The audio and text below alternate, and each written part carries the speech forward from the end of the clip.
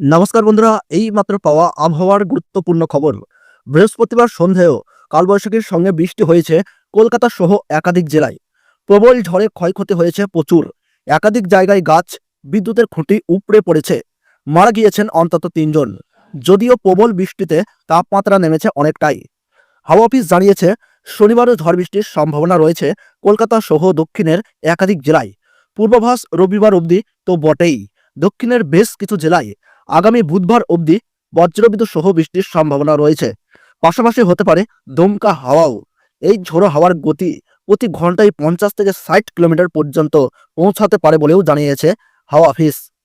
শনিবার বজ্রবিদ্যুৎ সহ ঝড় বৃষ্টির সতর্কতা রয়েছে পশ্চিম মেদিনীপুর, ঝাড়গ্রাম, পুরুলিয়া, বাঁকুড়া, দুর্গাপুর, আসানসোল, খড়গপুর, আরামবাগ এই সমস্ত জায়গায়।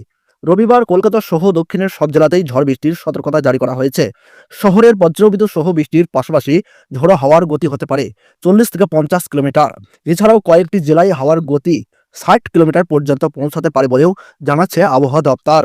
পশ্চিম মেদিনীপুর, ঝাড়গ্রাম, বাঁকুড়া, পূর্ব বর্ধমান, পশ্চিম বর্ধমান, বীরভূম, মুর্শিদাবাদ, নদিয়া, ঢাকা, কুমিল্লা, পিরোজপুর, সেই সঙ্গে মেহেরপুর, রাজশাহী এই সমস্ত জায়গায় রবিবার বৃষ্টির সম্ভাবনা রয়েছে।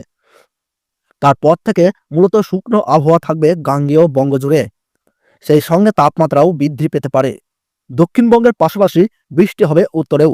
দার্জিলিং, জলপাইগুড়ি, আলিপুরদুয়ার, কোচবিহার, কালিম্পং, নওগাঁও, পঞ্চগড়, শীতলকুচি, গোয়ালপাড়া এই জায়গাতেও আগামী বুধবার পর্যন্ত বৃষ্টির সম্ভাবনা রয়েছে। সেই সঙ্গে হাওয়ার গতিও কিছুটা বাড়তে পারে বলে জানিয়েছে হাওয়া অফিস। ভারী বৃষ্টির সতর্কতা রয়েছে সোমবার পর্যন্ত। মূলত দক্ষিণবঙ্গে তৈরি হওয়া ঘূর্ণাবর্তের জেরেই আবহাওয়ার এই পরিবর্তন বলে জানিয়েছে হাওয়া অফিস।